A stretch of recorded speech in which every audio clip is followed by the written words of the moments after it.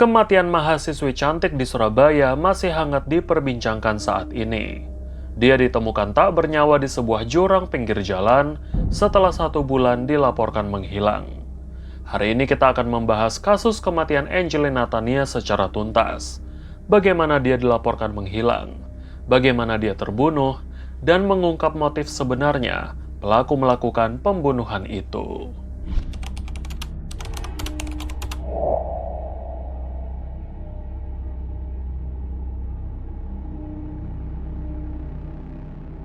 Mari kita membahas sedikit latar belakang korban yang bernama Angelina Tania, yang dikenal dengan panggilan Tania.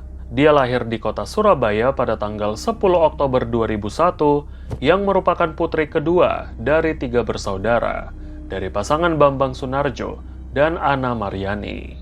Tania dikenal sebagai gadis yang rendah hati, supel, dan ceria. Tania juga ahli memainkan alat musik. Salah satunya alat musik gitar yang dia pelajari sejak 5 tahun lalu. Dia juga sempat tergabung dalam sebuah grup band dengan posisi sebagai gitaris. Setelah Tania menyelesaikan sekolahnya, dia pun mendaftar di Fakultas Hukum Universitas Surabaya pada tahun 2020. Sebelum kematiannya, Tania terdaftar sebagai siswi semester 6 dengan IPK 3,277. Nilai yang baik untuk seorang siswi berprestasi. Tak ada kendala berarti untuk Tania mengikuti pelajaran di perkuliahannya. Dia pun mampu mengikuti ujian di kampusnya dengan baik. Namun naas, sebuah hari yang tak pernah dibayangkan keluarga pun datang saat Tania menghilang dan tak kembali ke rumah.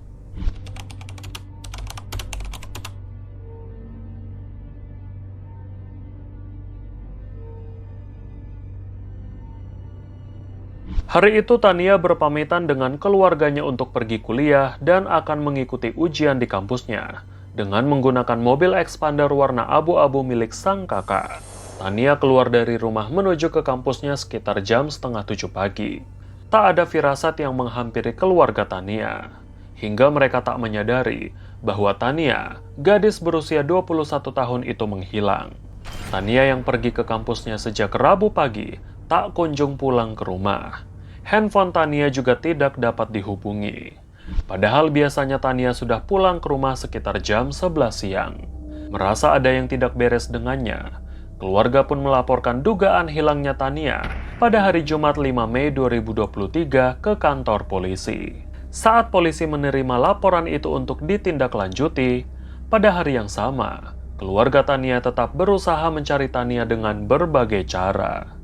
Mereka sempat mendatangi kampus tempat Tania berkuliah, namun tak ada yang mengetahui pasti di mana keberadaan Tania saat itu. Tapi beberapa teman kampus Tania menjelaskan bahwa pada hari terakhir Tania terlihat di kampusnya, dia pulang bersama dengan seorang pria yang diketahui sebagai guru lesnya sekitar jam 3 sore. Keluarga yang sudah mengenal Roy sebagai guru les Tania langsung mencari pria itu, dan mereka berhasil menemukannya di sebuah tempat. Saat pihak keluarga bertanya tentang keberadaan Tania, Roy mengaku tidak tahu. Roy juga mengaku dia terakhir kali bertemu dengan Tania pada bulan November 2022. Padahal teman-teman kampus Tania mengatakan mereka melihat Roy menjemput Tania di kampusnya. Namun keluarga sempat memperhatikan gestur tubuh Roy yang tidak nyaman. Dia sangat gugup dan anggota badannya terus bergerak. Selain kebohongan Roy, gestur tak nyaman itulah yang membuat keluarga menaruh kecurigaan awal pada Roy. Beberapa hari kemudian, keluarga berencana untuk kembali menemui Roy terkait dengan keterangan teman-teman kampus Tania. Namun saat dihubungi, nomor handphone Roy sudah tidak aktif. Roy juga ternyata ikut menghilang sejak terakhir kali bertemu dengan keluarga Tania. Hal itu membuat keluarga semakin curiga bahwa Roy mungkin saja membawa lari Tania ke sebuah tempat. Dan mereka segera melaporkan dugaan keterlibatan Roy dengan hilangnya Tania pada polisi. Polisi yang terus bekerja akhirnya mendapatkan titik terang mengenai siapa yang terakhir kali bersama dengan Tania. Polisi mendapatkan informasi Tania sempat terlihat bersama dengan seorang pria di lingkungan sebuah apartemen di kawasan Tenggilis Mejoyo, kota Surabaya, pada hari Kamis 4 Mei 2023. Informasi itu pun disertai dengan video CCTV. Identifikasi yang dilakukan polisi juga menunjukkan bahwa benar saja. Pria itu bernama Rohmat Bagus Apriyana, berusia 41 tahun, yang merupakan pria dengan panggilan Roy. Setelah mengantongi identitas Roy, polisi kembali melacak keberadaannya. Namun ternyata Roy yang merupakan warga Surabaya tidak berada di Surabaya dan diduga bersembunyi di daerah lain. Setelah pelacakan yang memakan waktu berhari-hari, akhirnya Roy berhasil ditangkap polisi di tempat persembunyiannya di Kota Mojokerto pada Selasa 6 Juni 2023. Tapi, saat penangkapan itu dilakukan, polisi tidak menemukan mobil expander abu-abu yang dikendarai Tania.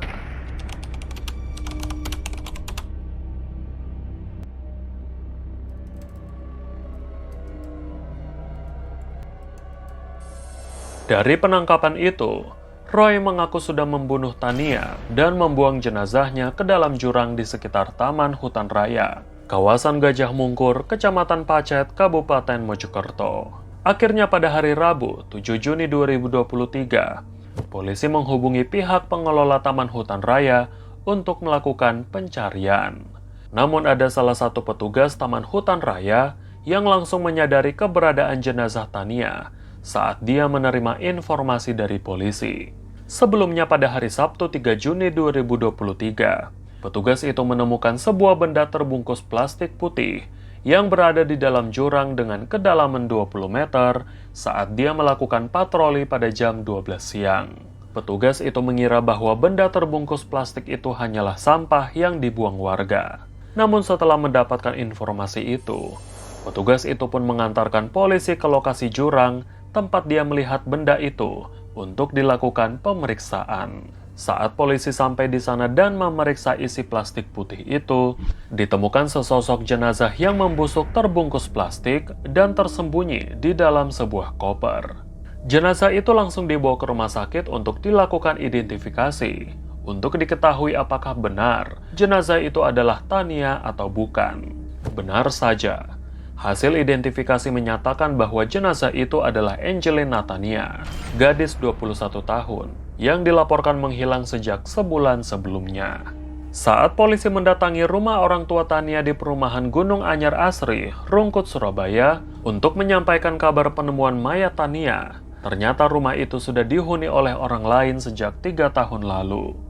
Dari pengakuan Ketua RW 06, beliau terakhir bertemu dengan orang tua Tania sejak awal tahun 2023 karena keperluan mereka meminta surat pindah domisili. Beliau juga mengatakan bahwa kedua orang tua Tania dikenal sangat baik dan suka bersosialisasi dengan warga. Akhirnya, orang tua Tania datang menemui polisi setelah mereka mendapatkan kabar penemuan mayat putri mereka. Bambang dan Ana mengaku syok atas kematian putrinya dan tidak menyangka bahwa pelaku pembunuhan adalah guru les musik putrinya sendiri. Dari pelaku ini, maka didapatkanlah pengakuan bahwa pelaku RBA telah melakukan tindak pidana pembunuhan. Diketahui bahwa Roy dan Tania berkenalan pada tahun 2017. Saat itu Roy menjadi guru les gitar untuk Tania. Setelah itu Tania pun bergabung dengan grup band yang sama dengan Roy. Lalu apa yang melatar belakangi Roy tega membunuh Tania dan bagaimana cara dia menghabisinya? Pada penyelidikan dan interogasi awal, Roy mengaku bahwa alasan dia membunuh Tania karena spontanitas setelah mendengarkan cacian dari Tania yang menyebabkannya sakit hati. Motif dari kejadian ini adalah karena adanya sakit hati. Sehingga dia mencekik Tania dalam mobilnya dan membuang jenazahnya ke jurang. Namun Roy tak menjelaskan secara rinci perkataan Tania yang membuatnya emosi. Dia juga tak mengatakan alasan Tania mengeluarkan kata-kata itu. Tapi saat penangkapan, polisi belum mengetahui pasti keberadaan mobil yang dikendarai Tania. Hal itu semakin menguatkan dugaan bahwa motif Roy menghabisi Tania bukan karena sakit hati, melainkan ingin menguasai harta benda korban. Dari kabar yang beredar, Roy dan Tania menjalin hubungan spesial sebelum kejadian itu terjadi. Tapi Roy sendiri membantah adanya hubungan spesial antara dirinya dengan Tania. Pihak keluarga juga membantah adanya hubungan spesial Tania dengan guru lesnya. Karena Tania mengaku pada keluarga bahwa dia tidak memiliki pacar, dan Roy juga diketahui sudah memiliki istri dan anak. Pihak keluarga juga menyatakan tidak percaya jika pembunuhan pada Tania hanya spontanitas karena sakit hati pada perkataan korban. Keluarga menyatakan kecurigaan mereka bahwa pembunuhan yang dilakukan Roy pada Tania sudah direncanakan sejak lama. Hal itu diutarakan ayah Tania, mengingat STNK mobil expander abu-abu yang dikendarai Tania hilang sejak 2 minggu sebelum Tania dinyatakan menghilang. Keluarga menduga kalau Roy sudah merebut STNK mobil itu agar Tania setuju untuk menggadaikan mobilnya. Pakaian yang sempat dikenakan Tania juga diketahui adalah pakaian baru, sehingga keluarga curiga bahwa Roy berusaha membelikan pakaian baru untuk Tania agar Tania bisa terpikat demi memuluskan aksinya untuk mengincar mobil yang dikendarai Tania. Interogasi mendalam tetap dilakukan polisi untuk mendapatkan keterangan Roy yang sesuai. Meskipun Roy sudah membantah bahwa dirinya merencanakan pembunuhan, namun dia mengakui kalau mobil expander yang dia bawa lari sudah digadaikan olehnya, dan handphone Tania yang dia curi sudah terjual. Hal itu dilakukannya demi melunasi hutangnya sebesar 25 juta rupiah dan juga tambahan modal usaha yang akan dia bangun di kota Pacitan. Roy mengaku cukup sulit untuk menemukan orang yang mau menerima barang curiannya. Hingga hampir sebulan setelah kematian Tania, rupanya mobil itu belum berhasil digadaikan. Lalu kemanakah mobil itu? Beberapa hari sebelum dirinya ditangkap, mobil itu berhasil digadaikan pada 2 orang penadah yang tinggal di kota Pasuruan. Lantas, bagaimana sebenarnya kronologi pembunuhan yang dilakukan Roy pada Tania?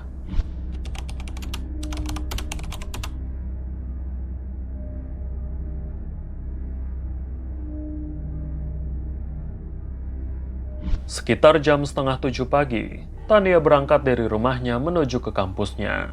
Di tengah perjalanan, Tania mampir ke rumah Roy untuk menjemputnya di sana, dan mereka pergi ke sebuah rumah makan untuk sarapan. Sesudah itu, Roy mengantar Tania ke kampusnya dan mereka berpisah.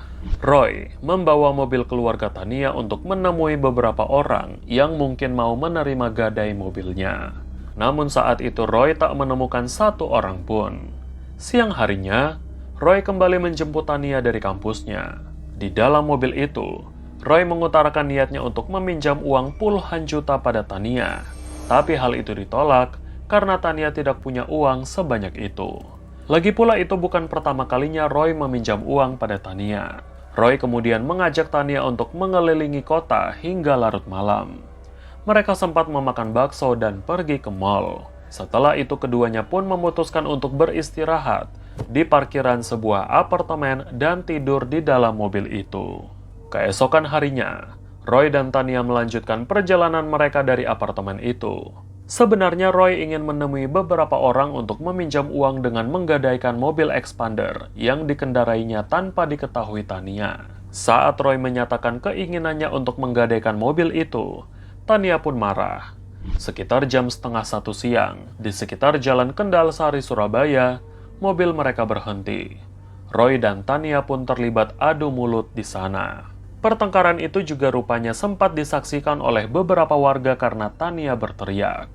Merasa kesal, Tania dibekap hingga lemas. Tangannya kemudian diikat dengan tali sepatunya sendiri, lalu dia juga langsung dicekik di dalam mobilnya dengan sebuah tali dari celana dalam pelaku hingga meninggal dunia. Tak sampai di situ saja, untuk menghilangkan jejaknya, Roy mengambil sebuah koper dari rumah mertuanya dan membeli plastik wrapping di sebuah toko. Di tempat sepi, Roy membungkus tubuh Tania dengan plastik wrapping hingga 4 lapis yang bertujuan untuk menyamarkan bau busuk. Dia pun memasukkan tubuh Tania ke dalam koper itu dan mencari tempat untuk membuangnya. Sekitar jam setengah 9 malam, Roy keluar dari kota Surabaya menuju Kecamatan Batu untuk membuang koper itu. Tapi dia tak menemukan tempat yang sepi di sana. Berganti ke hari Jumat tanggal 5 Mei 2023, Roy meneruskan perjalanannya mengarah ke Kecamatan Pacet di Kabupaten Mojokerto, lalu membuang koper itu di sekitar Taman Hutan Raya kawasan Gajah Mungkur, sekitar jam 2 dini hari. Roy sempat kembali ke Surabaya dalam beberapa hari dan bertemu keluarga Tania yang mencarinya.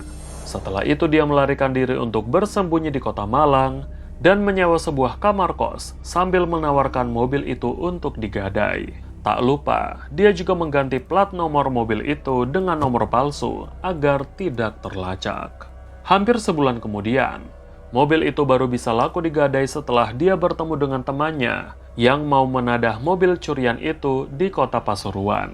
Roy berhasil menggadai mobil itu senilai 25 juta rupiah, lalu pergi ke Mojokerto sebelum akhirnya dirinya ditangkap.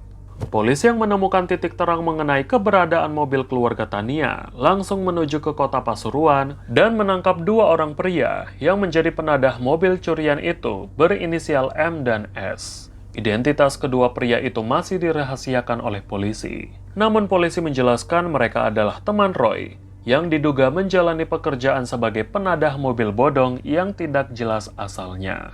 Alasan polisi tidak membuka identitas kedua pria itu agar komplotan mereka yang lain tidak melarikan diri. Awalnya M dan S dijadikan saksi, namun polisi saat ini sudah menaikkan status mereka menjadi tersangka. Kini, dalam kasus pembunuhan itu, sudah ada 3 tersangka yang ditetapkan polisi. Selain menangkap para tersangka, polisi juga mengamankan barang bukti berupa koper, tali, serta 1 unit mobil milik keluarga korban beserta STNK-nya. Polisi rencananya akan menggelar rekonstruksi pembunuhan dalam waktu dekat untuk mengetahui lebih detail terkait pembunuhan itu dan menentukan apakah pembunuhan itu direncanakan atau tidak. Saat ini polisi sudah menyiapkan beberapa pasal yang akan dikenakan. Pasal 338 KUHP tentang pembunuhan dan pasal 340 KUHP tentang pembunuhan berencana dengan ancaman hukuman maksimal seumur hidup. Terima kasih sudah menonton video ini sampai habis. Jaga diri kalian. Jangan sampai kejadian seperti ini terjadi pada diri kita. Tetaplah waspada dan sampai jumpa di cerita menarik selanjutnya.